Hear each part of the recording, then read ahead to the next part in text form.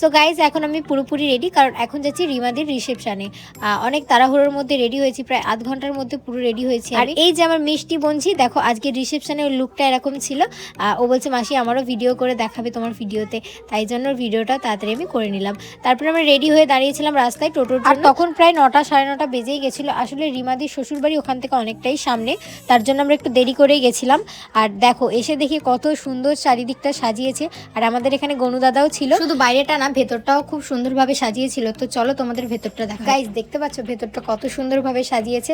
আর ওই যে দিদি জামাইবাবু ওরা এখন ফটোশুট করছিল। আর আমরা যেহেতু অনেকটাই লেট হয়ে গেছিলো, আমাদের আগেও কন্যাযাত্রী তাড়াতাড়ি এসে গেছিলো, কারণ টোটো করে অনেকেই আগে আগে চলে এসেছিলো, আমরা লাস্টে এসেছিলাম।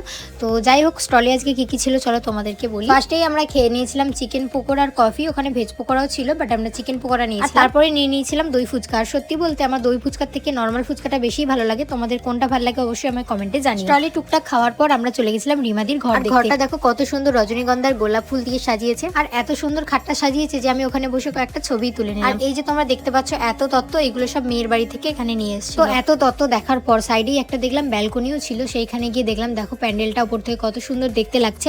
আর ব্যালকনিটা থেকে খুব সুন্দর মিষ্টি একটা হাওয়া দিচ্ছিল, বেশ ভালো লাগছিল। তারপর আবারও চলে আসি নিচে। তো চলো তোমাদেরকে দেখাই রিমাদি আর জামাইবাবু কিরকম সেজেছে।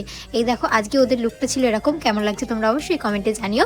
আর যেহেতু অনেক রাত হয়ে গেছিল তাই বসে পড়েছিলাম খেতে। তো চলো আজকের মেনুতে কি কি আছে তোমাদেরকে দেখাই। প্রথমেই ছিল লবণ, লেবু, স্যালাড, রাই, চিকেন সাটে, বেবি নান, মটর পনির, খুশকা পোলাও বা সাদা ভাত, কাতলা, চিকেন কষা বা ফিশ, চাটনি, পাঁপড়, রাজভোগ, সন্দেশ ও আইসক্রিম আর পান মশলা। এত কিছু খাওয়ার পর একটু রেস্ট নিয়ে আমরা বেরিয়ে পড়েছিলাম বাড়ি যাওয়ার উদ্দেশ্যে। তো ভিডিওটা কেমন লাগলো অবশ্যই কমেন্টে জানাও, ভালো লাগলে লাইক কমেন্ট করে দিও। দেখাবে নেক্সট কোনো ভিডিওতে। টাটা।